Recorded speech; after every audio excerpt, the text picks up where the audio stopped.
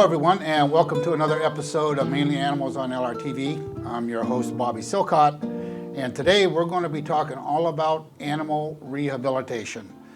This is a perfect time of year for that. As living in Maine, I don't think you can live anywhere without having some sort of exposure, conflicts, and so on with wild animals. So hopefully today we can answer some of the questions as far as rehabilitation goes, some things you can do, things not to do. So without further ado, my guest today, we've got Jessica Jackson, who is an animal rehabber, has been, how long you been doing this, Jess? 17 years. 17 years, Yeah. so you know a thing or two about this. A little bit. Yeah, and then we've got Chris Bowden. And how long you been doing this? 10 years. 10 years, yeah. So before we get going, maybe could you just tell a little bit about maybe what interested you, what got you into the animal rehab business? Well, I started rehabilitation when I met my mentor, Carol Widowson. She inspired me to work with wildlife when I saw just the dedication and the time that she herself had put into it. She herself had very little monetarily, but she had so much spiritually, and a lot of that she got from the animals. So she had a very full life from what she did with the animals, and she was just an amazing person all around. And I wanted to have a part of that, or be a part of that. So I started rehabilitating alongside of her, and then I noticed that there was a void when it came to the predatory species in Maine.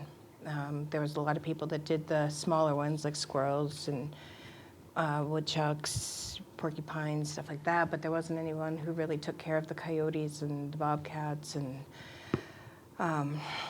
fox, rabies vectors. We have a slew of raccoons, and luckily we're fortunate enough to now have some rehabilitators who are helping us with that. But the people who did take care of these larger species were so spread out, there was nobody really in our area that did that. So I began specializing in them. And that's what you're pretty much doing. And that's what I've done for the past, 12 years now, is focused on predatory mammals. Ah, very cool. So if it has sharp, pointy teeth, I know about it. Cool, cool. Yeah. How about you, Chris? What got you into this? People in Sebago would bring me animals to fix. So I decided that I probably should get my permit. Yeah. And that's what I did. And now everybody brings things. And what do you rehab mostly? I rehab the smaller mammals, the prey. So raccoons, squirrels, skunks. She's the prey to my predator. Right.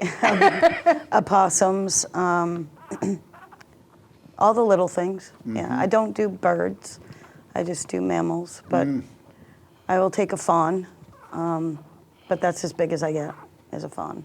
I'm glad you mentioned permit, because a lot of people out there probably don't know what goes into this. They're sitting at home and think, oh, like you're holding this lovable little raccoon here. And go, oh, I'd love one of those, and I'll just bring it home and take care of it. You can't do that. Actually, it's illegal to do that, if I'm not mistaken. It is. To have a wild animal, right? So Yeah. talk about the permit process just a little bit. What's it take to be able to get certified to be able to actually do rehabbing? Oh, okay. So the state has just changed all of their guidelines now. I believe that you have to have 100 hours working per species with a rehabilitator to have to be eligible for your permit. 100 hours? 100 hours per species. Per species, working with a licensed rehabilitator. So you kind of apprentice? Yes, Get into yeah. an arrangement with the current one? Yeah? Yes, you need to have passed a test that's given through Inland Fisheries and Wildlife, and that you would be, educated for by your mentor. You would need to have a vet that would sign on with you, who would basically follow you through your licensure and make sure that you met all the credentials that were there. So his license would kind of follow your license. You would have to have your facilities inspected to make sure that you had proper cage sizes, adequate food, medication, training, equipment, etc., to provide for the animals. Am I missing anything? No, I So think this is no think job that's for a it. novice at all. This is, No. you really have to know what you're doing Right. to do this. Yeah. Yeah. Yeah. yeah, That's there's a lot of danger to the animals if you take it in and try to feed it yourself. He's a good example of that. I mean, it's like finding a starving human. You wouldn't just take it in and feed it immediately. I mean, you'd have to take into consideration things like rehydration and whatnot. You can cause an immense amount of damage to an animal who is otherwise hungry.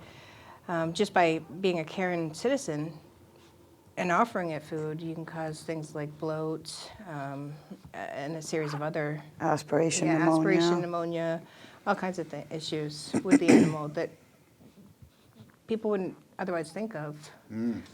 So you really need to know what Yeah, you're doing. you do. So how about, you talk about having certain equipment, cages and so on. How do you fund what you do? Do you charge a fee? Does the state pay you? How are you funded? The state does not pay us. It's completely by donation and working a lot of jobs. Right. Now, do you have to be a 501c3? You don't have to be. You don't have to be. That's No. good. No. Yep. Yeah. It's helpful if you are. Right. It's helpful if you are, yeah. Right. Yeah. But it also costs money to be one. Right. So that can be a Right. Well, it's double-edged good that sword. you don't have to be because Yeah. it's a lot to get one. I know it Yeah. can be expensive Yeah. and time and a board and Yeah. all the things that may go along with that. So Correct. that's good that you don't have to have. Yeah. So just briefly, do you want to say how could someone make a donation to either one of you? A specific way to do that or? We both have Facebook pages. Her and I tend to split a lot of the donations because, like I said, she is the prey to my predator. So what I can't take in, she'll take, and what I can't, What I she can't doesn't take in, she gets. I'll take. Yep. Yeah. So how would they get that? What's the but- name of the Facebook page? So I run Safe and Sound Wildlife Rehabilitation. Safe and Sound Wildlife Rehabilitation. Yeah. Yep. And she runs Bowden's Way. Bowden Way, Yeah. Wildlife Rehabilitation. And you spell Bowden how? Beaudin. Yeah. Well, great, because I'm sure that's a big part of it. And I just wanted to back up a second. We were talking about permits earlier. That can be quite a process. And from what I've seen, and I was on the website earlier doing some checking, just because you're a wildlife rehabilitator doesn't mean you can bring in, say, an eagle or Right. something like that, birds, or there's certain permits you have. Is there a difference now? Can you talk about state and federal permits? Yes. Do you, Go ahead. okay, you have to be federally licensed to do birds. Anything that's Period. not, Any to do, birds. well, a non-migratory game species Okay. requires a federal license. Yep. And if you don't have that, I imagine.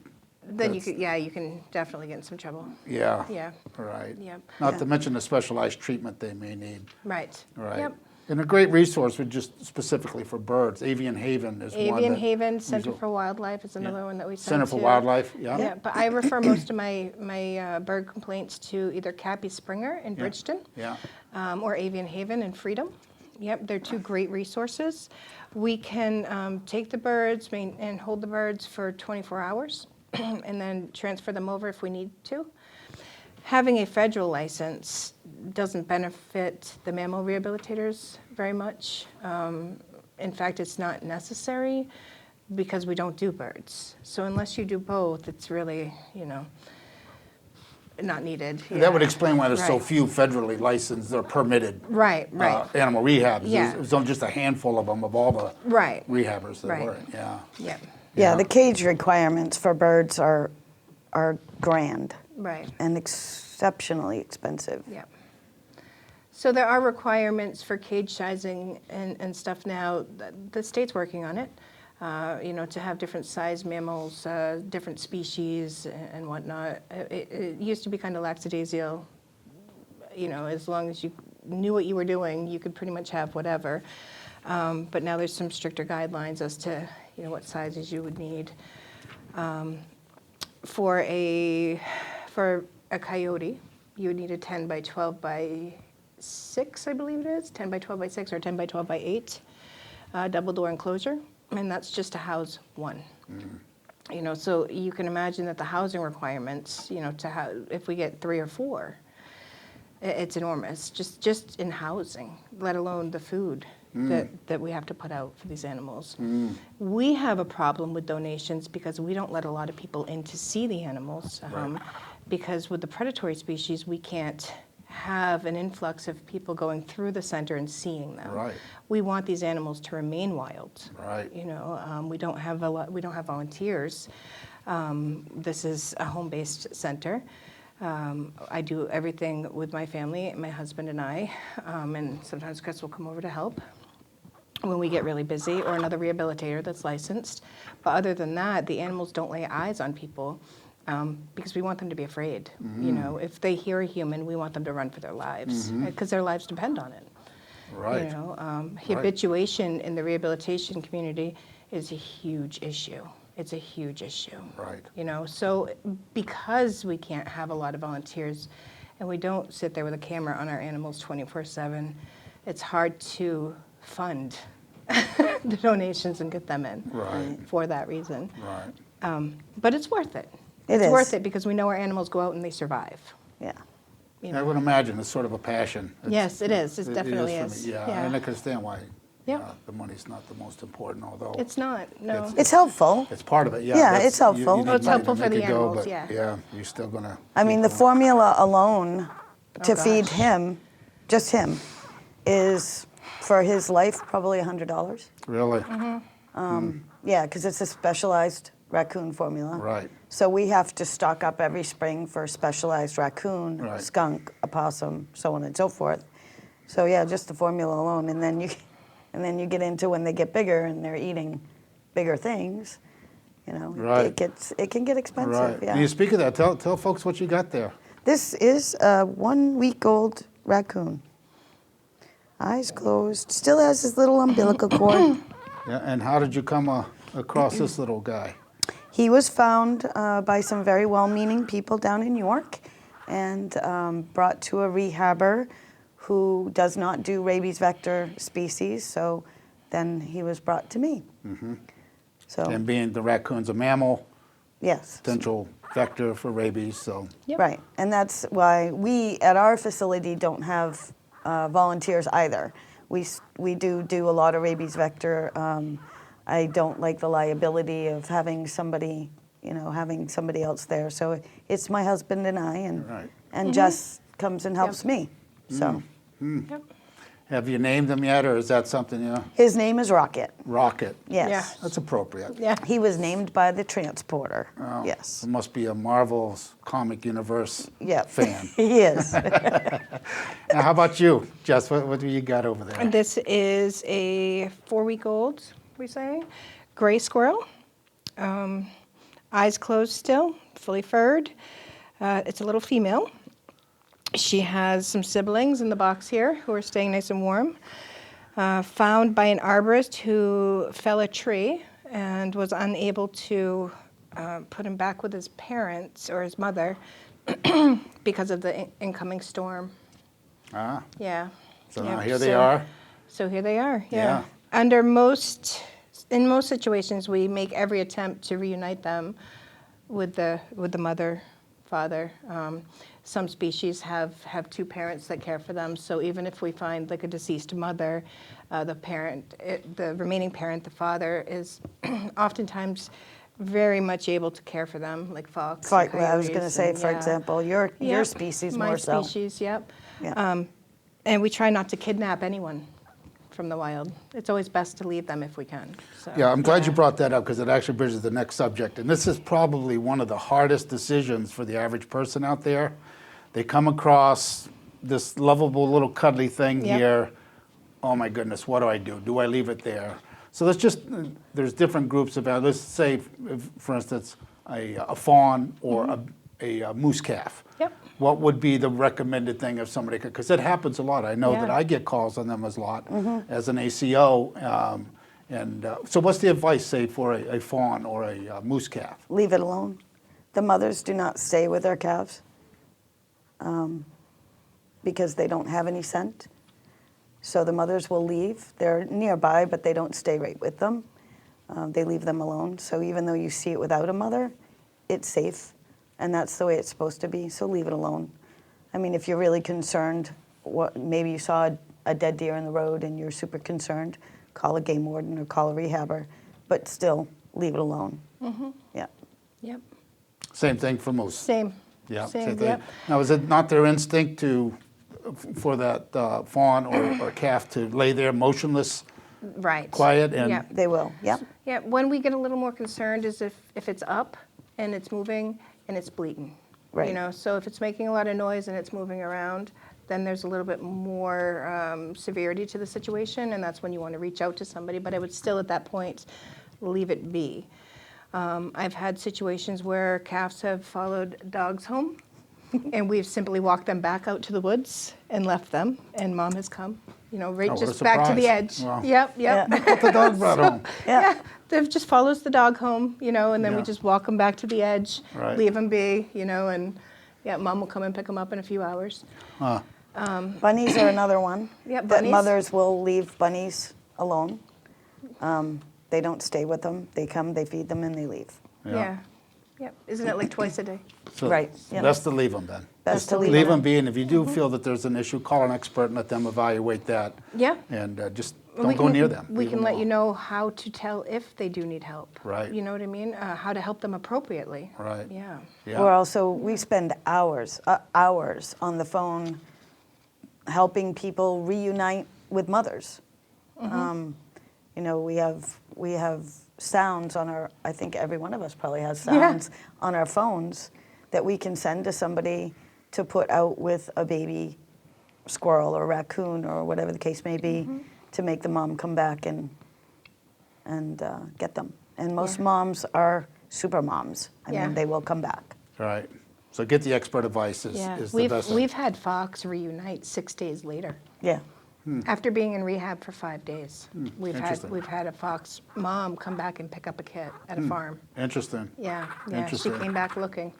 Yeah, So how about, say, smaller animals, squirrels, raccoons? You talked a little bit about that. Same thing, somebody comes across them. Best thing to do is that leave them be or call an expert? That depends on the situation, I think. I mean, if you have a squirrel that's down at the bottom of the tree, smaller than that one, and you have a lot of cats around or animals around, I would walk them through putting it maybe in a higher place, still leaving it alone, because mom will come back for them, but maybe not on the ground, trying to get it in a safer place from predators. yep. You can put And it in this like a needs- basket and hang it off the tree, Yeah. something like that. Oh, yeah. Place it in the basket. Oh, I see, yeah. Yeah. Leave it hungry. Don't Right. feed it. Don't feed it, right? Yeah, so it screams. We want it to start crying and making those noises so mom can find it Oh, yeah. at opportune times of the day. Right. So that And that's probably just the opposite. So I'm glad we're talking, because most people would say, oh, it must be hungry. Let's give it something. Right. And that's the worst thing you The can do. worst thing That's the you worst can thing. do. Because you don't know what you're feeding it. I mean, they're diet, like you said, the formula, they take a special formula. It's not like you can just go grab some Infamo off the Yeah. shelf and come home, mix it up, and give it to them. You Right. need- Right. And if you feed them when they're cold and not fully warmed up, you can do some real detrimental damage to them. yeah. Interesting. Interesting.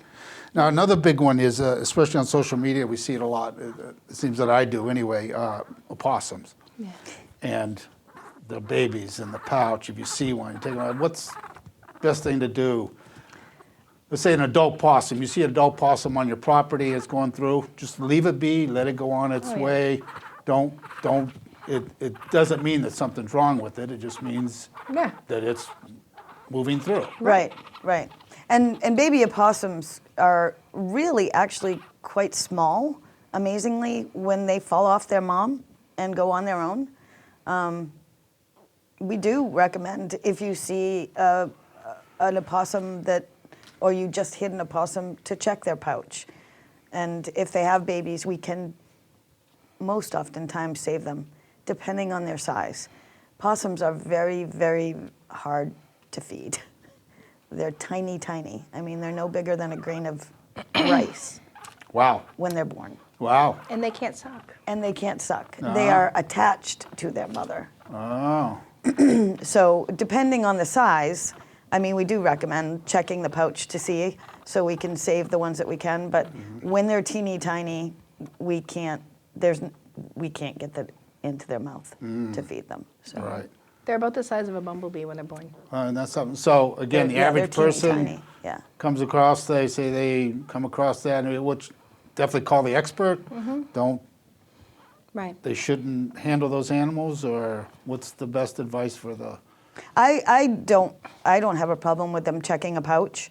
I wouldn't necessarily tell them to take it out of the pouch. Is this animal that's deceased you're talking Yes. about? Yes. Okay. Yep. Because if that thing is alive and conscious, you probably don't Oh, want. you don't need to. Don't- It's You don't need alive to. and going. Leave it alone. Leave it alone. Leave it alone. Yep. So we're talking about something. hit Something by a that's vehicle. deceased, yeah, something that you've seen recently get hit by a car or whatever the case may. I would recommend checking the pouch because we can oftentimes, not all the time, but oftentimes save all the possum that are inside.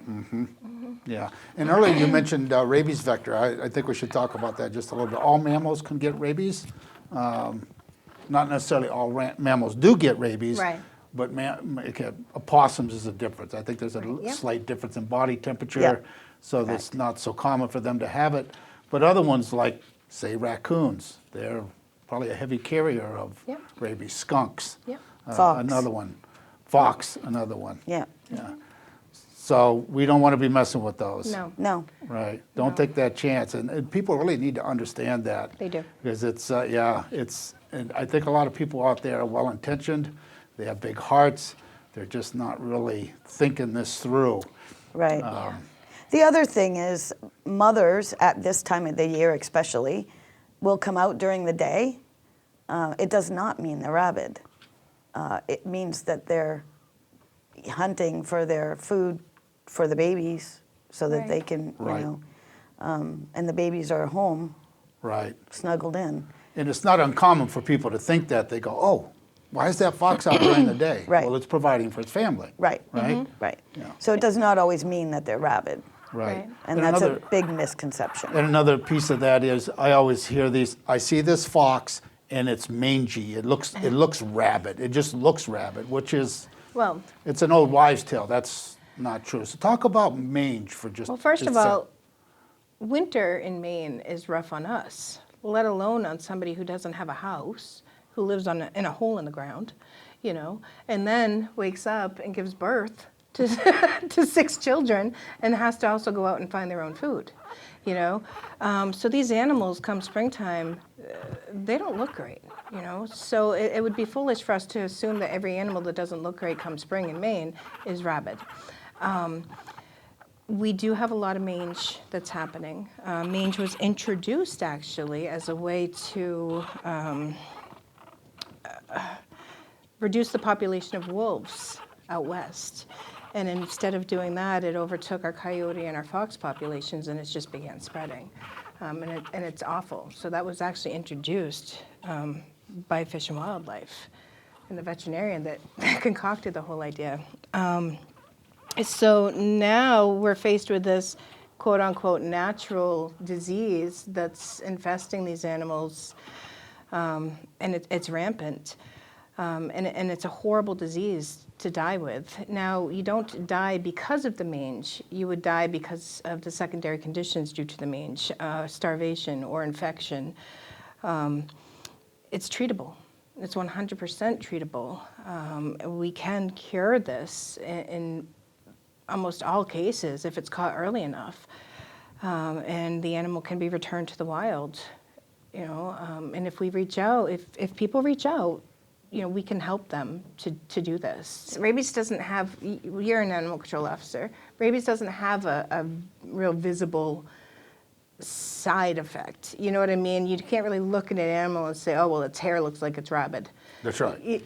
That's not how that works. That's right. Yeah, so a crusty fox isn't necessarily rabid. It definitely needs some help, though. Right. You'll oftentimes find them out in the daytime hunting because there's less competition for food sources. Yeah.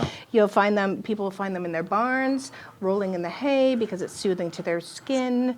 In the grass in the sun, they'll be rolling out there too. People are like, well, why are they right out in the middle of the field? They don't seem to be afraid. And it's just between the competition, the soothing factor, not having to be around the other animals, and it affects red fox far more than it affects gray fox, and red fox are already less weary of people, you know, so that's why we're seeing so much of it. And then with the coyotes too, it's pretty much the same situation. They'll kind of roam away from the pack, you know, and do the same types of behaviors. They're in need of help. You see it a lot less in the smaller mammals. You don't see it as much in raccoons. You see it a lot in porcupines. Yeah. Porcupines get mange a lot. We've had quite a few of those this year, actually. And I can speak to the fact that mange is uncomfortable. So it's highly contagious, zoonotic. Yeah. It can be human. Oh, can yeah, get that. It doesn't persist on us. Right, but so, it's uncomfortable for a while. Yeah. Yeah, the mite will get on you if you're not aware, and it could make you itch for a couple of days, but they die off But they because die they can't off. live on you. Yeah. Yeah, the little fox kits. This is always a treat for anybody who wants to keep fox kits who doesn't, who isn't a rehabilitator. The fox kits can carry the mange and not have their coat fall out because they won't lose their puppy coat like that adult will due to mange. And once that puppy coat starts to come out and their adult coat comes in, the adult coat just won't come in. And that's when you find out that they have mange. So Right. we just treat them all as soon as they come in, Right. assuming they have mange. Right. Because of that. So if you take them in and it's so cute and you're loving on it, you can almost be guaranteed that you yourself Are going to have mange. Can have Another some of those reason, call the mites. experts. Yeah. Don't do that. Yeah. Yeah. I know. I get a ton of calls, and I know everybody in the animal world probably does in Maine this time of year. Of that fox that's out during the day. It's got no fur on its tail. It looks mangy. It must be rabid. And I think a general rule maybe is as long as the animal's going about its business, Yep. leave it be. You Let leave it it be. continue on doing what Yep. it's doing. If they're aggressive in some way or coming towards you, obviously, Obviously. that's a red flag. Right, right. You want to call someone immediately because there's probably something You wrong don't with want them. to intervene with any rabies vectors. You don't want to approach, you don't want to interact, you just leave them be and call a professional if you're concerned. 100%. Right. If you see a lot of mange in your area, you can start investigating whether or not there's a lot of rodenticides that are being used in the area. Because that's another big thing is secondary poisoning. Right. Mange, you will see mange really come forth when you see a decrease in the immune systems of these animals. Many of these animals can keep their mange under control themselves, but when their immune system starts to get low, it will flare up. And that secondary poisoning is just enough to run them ragged. Right. And to allow that to kind of take over. That people will be astonished to see one that looks healthy and one that just doesn't, and wonder why. So another thing that people do, I get calls all the time, and they'll say, I put a trap out last night for, I don't know, a raccoon, and I woke up this morning and there's a skunk in it. What do I do? My advice normally is, I think this is something we really need to emphasize to folks at home, before you even consider getting a trap, a live trap to trap an animal, you need to plan ahead. What are you going to do when you realize, first off, I don't think it's recommended that you should leave a trap unattended overnight. No. Because you never know what you're going to get in it. But the pre-planning part of that. So let's say there's someone at home and they're thinking that I got this groundhog, I'm going to catch that bugger. And what's the proper thing to do at that point for call help? Do you want me to take that one? Yeah, I have a problem with trapping in the spring. Okay. So say that. What is- I do have a problem with trapping in the spring. This is baby season. You trap an animal and you move that animal, you've left a bunch of babies to die. And you're not going to find them because that's what they do. They hide them. So it bothers me. when Trapping this time of year isn't suggested. It's not a great thing. Yeah, yeah. I mean, we've intervened in animals' lives. It's not the other way around. And we need to let them be them. Good point. Yeah. And I can add to that. But please, depending on what animals you're trapping too, you can kind of create a vacuum, So when you're taking one animal out, you're opening up a spot for another animal to come in. And you could be creating an even worse situation for yourself. Right. And not only that, but again, depending on what animals you're trapping, you could be causing territorial issues. You could be causing population increases in those same animals, like with the fox and the coyotes. It's been proven time and time again that these animals with complex social structures, when you start taking them out, you start having increases in these in the pack sizes. You know, all of them will breed the next year. Instead of just having one litter, you could have 6 or 7 litters, all competing for food next door to your chicken coop. Right.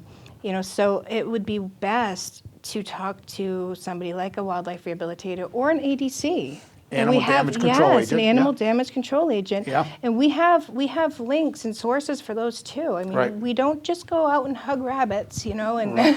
and Sure. snuggle raccoons. Right. I mean, we're very serious about the work that we do.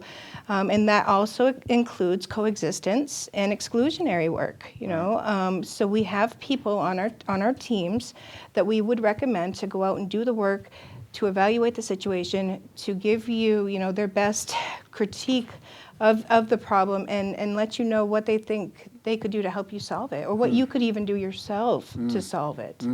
And not create more of an issue.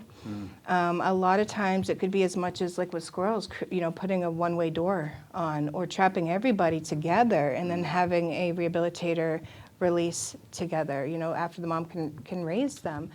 And on some occasions, if it's done right, we would be happy to do that, Right. you know, if there's no other way.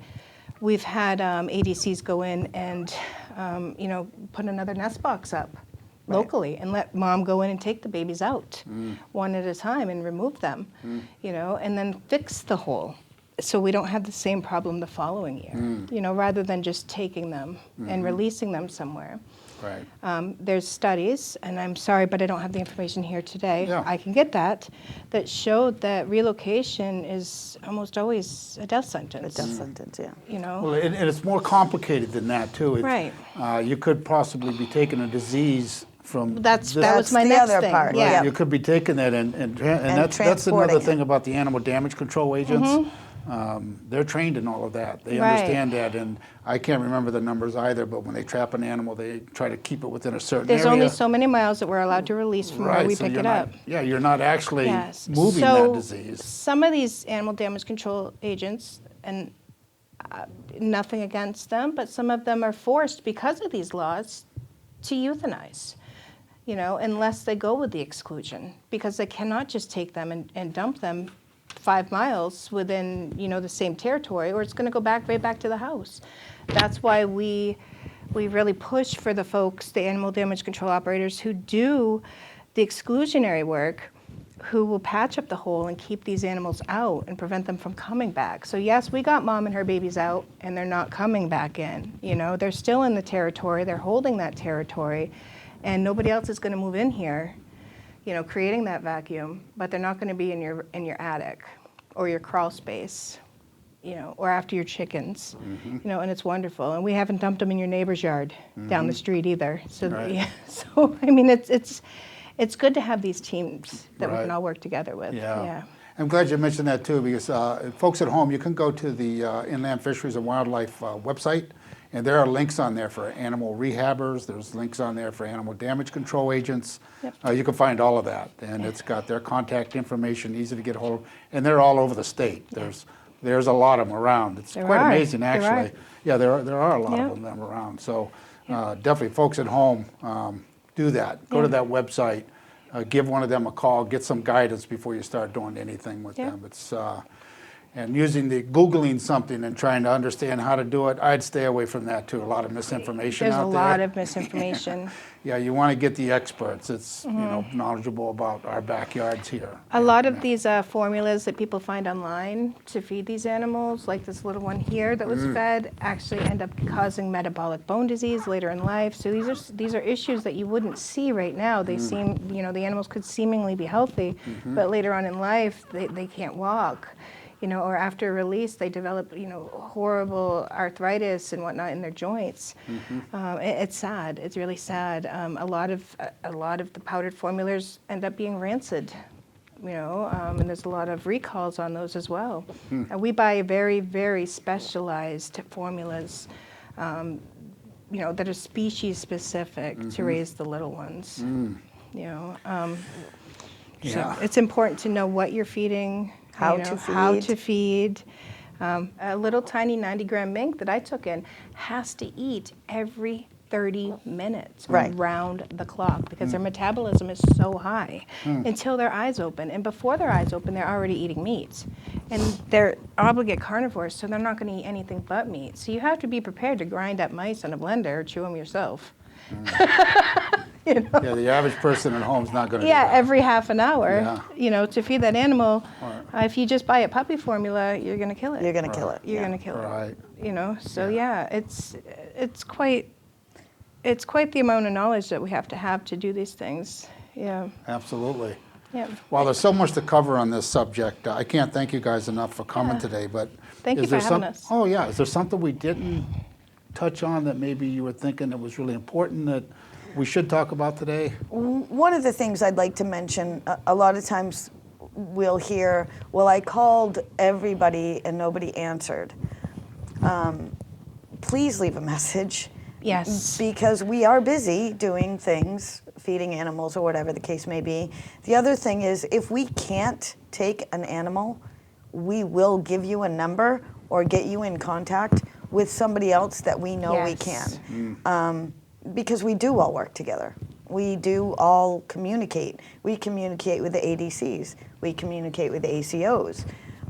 We're all a fairly tight community. So please leave a message. We communicate with the wardens. We do communicate Yeah. a lot with the wardens and biologists. Yep.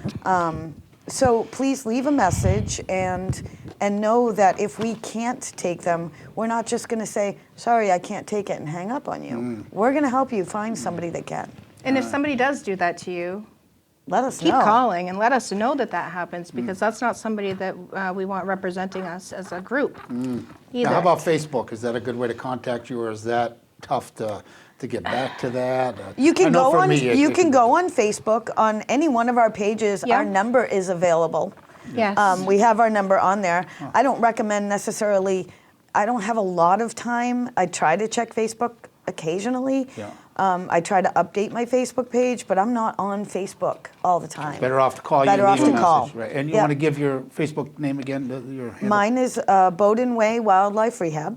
Yep. And I'm Safe and Sound Wildlife Rehabilitation. Yeah, great. And there's another one that's universal that I think would be good for people, but Animal Help Now. If they look at that on their phone, Animal Help Now, they will get location-based help, and they'll be able to find a rehabilitator or somebody for domestic help, too. And it's ahn.org. Yeah.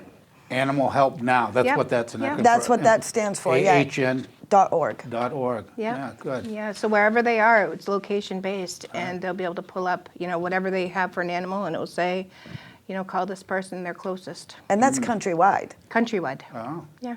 sounds like quite a system. Yeah. Yeah. So is that an app or is that just a website? It's also It's a an app. website, yeah, There's and an an app app. for Gotta it, be an too. app for that. Yeah. Yeah. All right, so before we leave, just quickly, what is the most challenging part of this business? I know it's probably hard to nail this down, but Mine is the I'm public. sure the challenges are vast. What would you say is probably one of the most challenging parts of this business? My personal opinion is getting the public to understand leaving them alone. Yeah. They're all well-intentioned. They all Right. mean well. I completely understand that, but a lot of damage is done in their not knowing what to do. Right.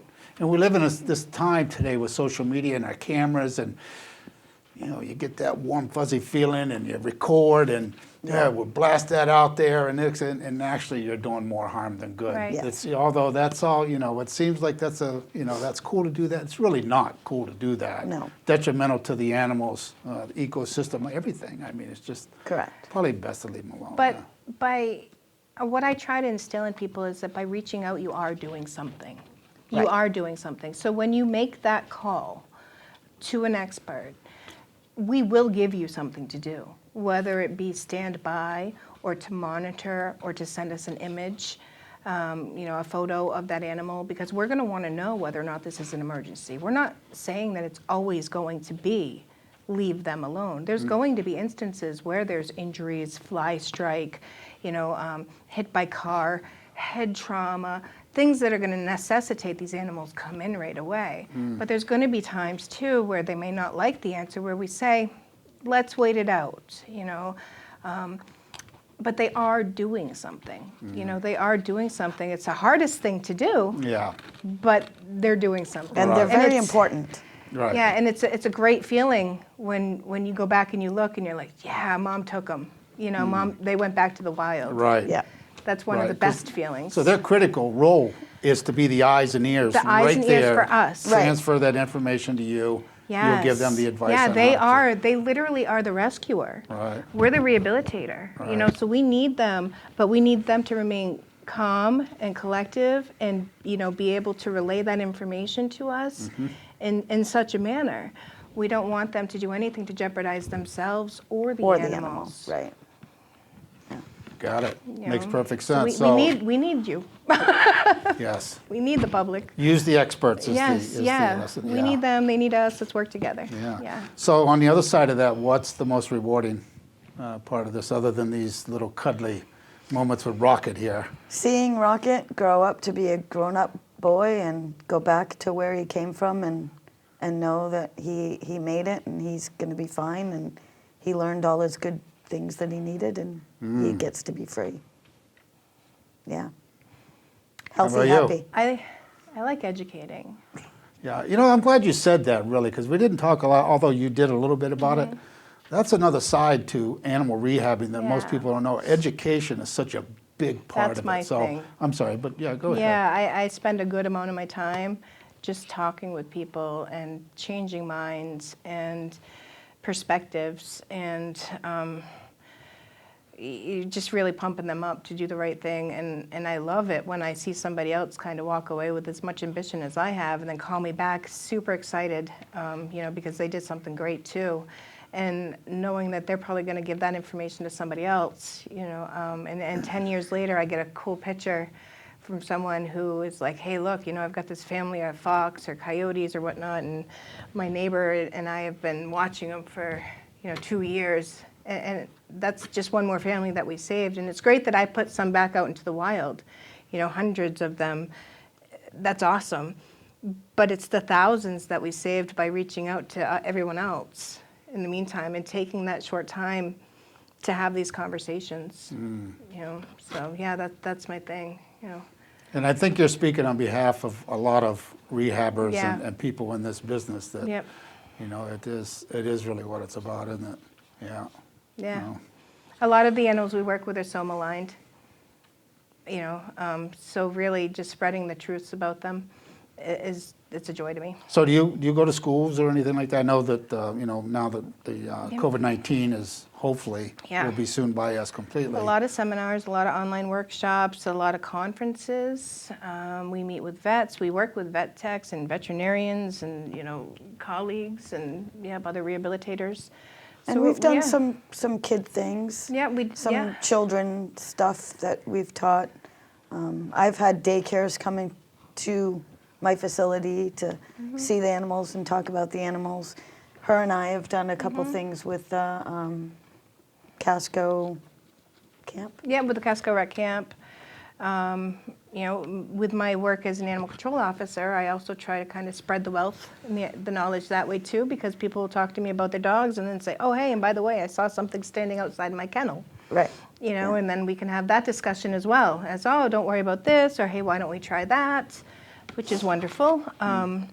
You know, so we try to hit everybody on all these different fronts, but the education part is huge for us as well. Continuing education is mandatory for us. And then I think it's every 2 to 3 months now we've been having conferences through the Conferences, state of yeah. Maine. With And that's been phenomenal.